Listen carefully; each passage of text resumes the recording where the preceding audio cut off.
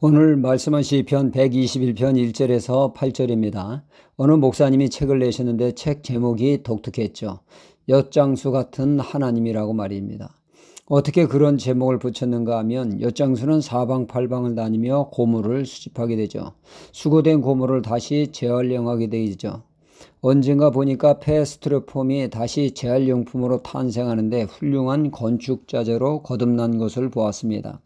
이렇듯 사람들이 죄로 망가져 도저히 희망 없는 인생을 하나님은 예수 그리스도 안에서 다시 새로운 피조물이 되게 하시니 하나님은 엿장수 같은 분이라는 말씀입니다. 거참 일리 있는 말입니다. 마가복음 12장 18절로 27절에 이런 말씀이 나옵니다. 유대 상류층 출신으로 사두개파가 있죠. 그들은 부활, 천사, 영혼의 존재 등을 믿지 않았습니다.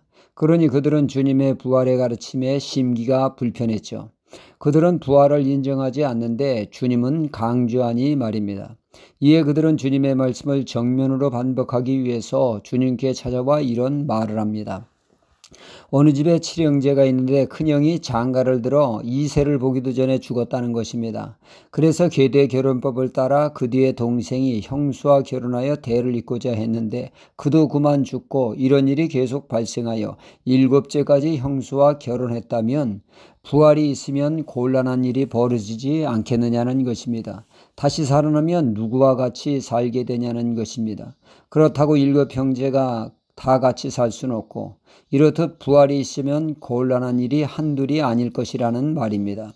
이에 예수님은 너희가 성경을 오해했다고 하시면서 부활 후에는 이 세상과는 다르게 시집장가는 없고 천사와 같이 독립적인 존재로 살게 될 것이라고 하는 말씀입니다. 그러시면서 주님은 말씀하기를 하나님은 죽은 자의 하나님이 아니라 산 자의 하나님이시라고 말씀하셨죠. 즉 하나님은 영원부터 영원까지 살아계신 하나님이라고 하셨습니다. 하나님은 살아계시기에 오늘도 역사하시는 하나님이십니다. 그러니 하나님과 깊은 관계를 맺으면 하나님의 역사를 삶 가운데 체험하게 됩니다. 자신이 만난 하나님을 표현하게 되죠. 오늘 말씀의 시편 기자는 삶의 어려움에 봉착하여 절박하게 하나님의 도움을 구하게 되고 특히 어려운 상황 속에서 하나님이 자신을 지켜주시는 은혜를 체험한 그는 하나님을 뭐라고 표현하고 있습니까? 하나님은 내게 있어 지켜주시는 하나님이라 이렇게 고백을 하고 있습니다. 24시간 눈동자와 같이 자신의 안전을 위해 지키시는 하나님이라고 말이죠.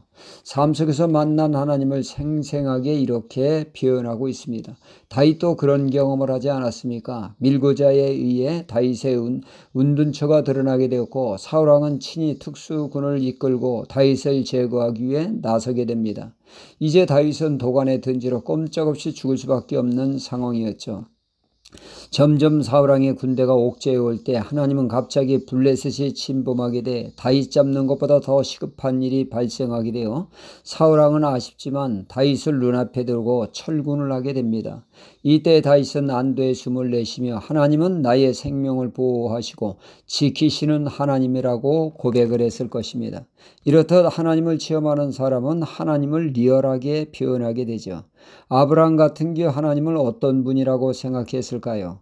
그런 뼛속 깊이 하나님은 약속을 칼같이 지키시는 분이라 그래서 칼같은 하나님이라고 했을 것입니다.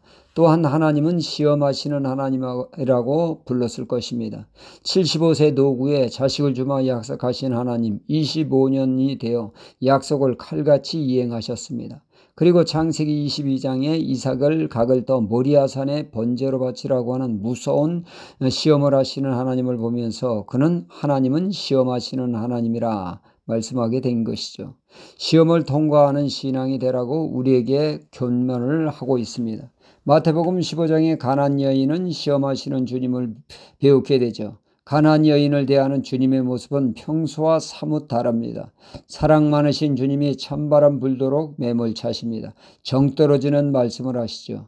그 여인은 계치부활하시며 하대하십니다. 그럼에도 불구하고 이 여인은 끝까지 은혜를 구하기를 포기하지 않고 부스러기 은혜라도 달라는 여인의 모습을 보고 예수님은 시험에 합격 도장을 찍고 그 여인의 문제를 해결해 주셨습니다.